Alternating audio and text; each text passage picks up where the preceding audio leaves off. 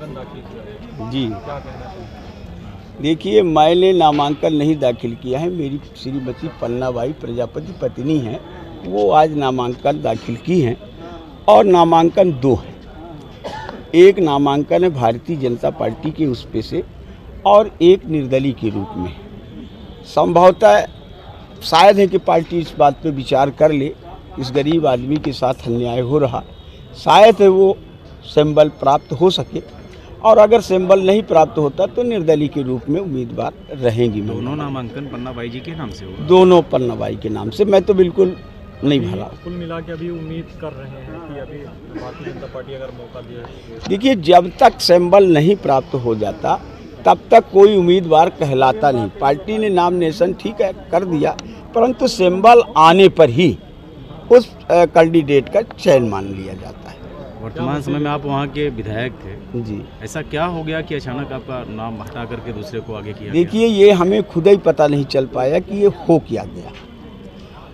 हम तो ये समझते हैं कि जब से हमने अपना होश आवाज़ संभाला तब से भारतीय जनता पार्टी में और हमारे एक एक रंग में खून में मतलब भारतीय जनता पार्टी बनी। बहुत सारे लोग जितने भी विधायक हैं और जो भी सांसद होंगे, हमको लग रहा है रीवा जिले में कोई पार्टी का भारतीय जनता पार्टी का नहीं है, किसी न किसी दल से आगंतुक के ही रूप में है। मैं ही एक ऐसा व्यक्ति था जो भारतीय जनता पार्टी का मूल था, परंतु कुछ कथित लोगों के कारण ऐसा चक्रव्यूह रच करके और मेरी टिकट कटवा करके और उससे भगोड़े को टिकट दिया गया, जबकि 4 दल का वो करके आया। और वो सही कह रहा था कि मैं जाऊंगा, मैं चुनाव लड़ने के लिए भारतीय जनता पार्टी में आया हूं, ना कि मैं काम करने के लिए आऊँगा, मैं खरीद फरोख्त करके और काम कर लूँगा। वैसे ही हुआ ही। तो क्या आप जानते हैं कि मतलब बीजेपी संगठन में भी रीवा में फूट पड़ चुकी है? देखिए, बीजेपी संगठन में आज तक ऐसा नहीं चला। जो शीर्ष नेता ऊपर के हैं, आज तक मैं भी गरीब व्यक्ति था, मजदूरी करने वाला व्यक्ति था। पार्टी जब हमें टिकट दी आज तक एक पैसा नहीं लिए, पर ऐसे कुछ कथित नेता भी हैं जो जिनकी बहुत ज़्यादा भूख है, पैसे के लिए कुछ भी कर सकते, किसी का मर्डर कर सकते। आप तो नेता का नाम बताएंगे? देखिए, ऐसा है, नेता का नाम बताना उचित नहीं है, ये खुद ही समझ में आ जाएगा कि कौन है। आपने कहा कि जब से आपसे आशीर्वाद लेने गए थे नरेंद्र प्रजापति जी आपके घर, अरे आशीर्वाद घर लेने के लिए चला जाए तो ऐसे ही आशीर्वाद दिया जाता है कि एक तरफ गला घोट दिया जाए और एक तरफ आशीर्वाद हो जाए। ये आशीर्वाद है क्या?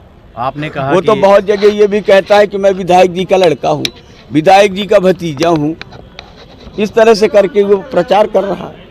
आपने कहा एक तरफ आप कह रहे हो कि जब से आपने होश संभाला आपके रग रग में बीजेपी हाँ बिल्कुल सही है, बसा हुआ। सही है, बिल्कुल। यदि आपको वहाँ से प्रत्याशी न घोषित, आपने जैसे कि एक अनुमान बताया कि हो सकता है कि सिंबल मुझे मिल जाए, हाँ, यदि न मिला न मिला तो निर्दलीय के रूप में रहेंगी। तो आप तो कह रहे हो कि बीजेपी अन- रग रग में बसा है, तो भाई, तो बगावत की बात हो गई ना फिर। देखिए, अगर है ठीक है तो ये व्यवस्था का कारण होगा ना। अगर जब फिर न देंगे, अभी तो आशाएं हैं कि अभी हो सकता है कि प्राप्त हो जाए, और ना होगा तो फिर निर्दलीय तो रहेंगे ही।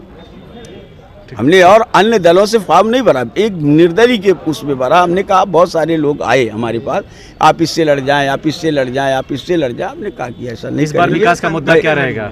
इस बार विकास का मुद्दा क्या रहेगा? अब विकास का मुद्दा चुनाव जीतने के बाद बताएंगे। जनता का आशीर्वाद तो पहले मिले, और जनता ने ये कहा है कि मैं जिस तरह से गदौआ केवट हैं उनको हमने आशीर्वाद दिया है, तो हम पंचूलाल जी आपको भी आशीर्वाद दूंगा।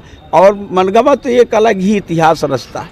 इतने संकट के समय में जब माने बीजेपी के विधायक रीवा जिले से नहीं हुआ करते, हाँ, 1998 में आपने देव तालाब से परचम लहराया। हाँ बिल्कुल। इसके बाद भी ये परिस्थिति कैसे निर्मित हो गई कि मतलब आपका अब यही तो हम नहीं समझ पाए कि ये हुआ क्या, ये क्यों ऐसा किया गया, यही तो मैं पूछना चाहता था। यहाँ पार्टी के शीर्ष नेताओं से यही तो मैं पूछ रहा हूँ कि मेरी गलती क्या है, इतनी बड़ी सजा जो दी जा रही है वो क्यों दी जा रही है।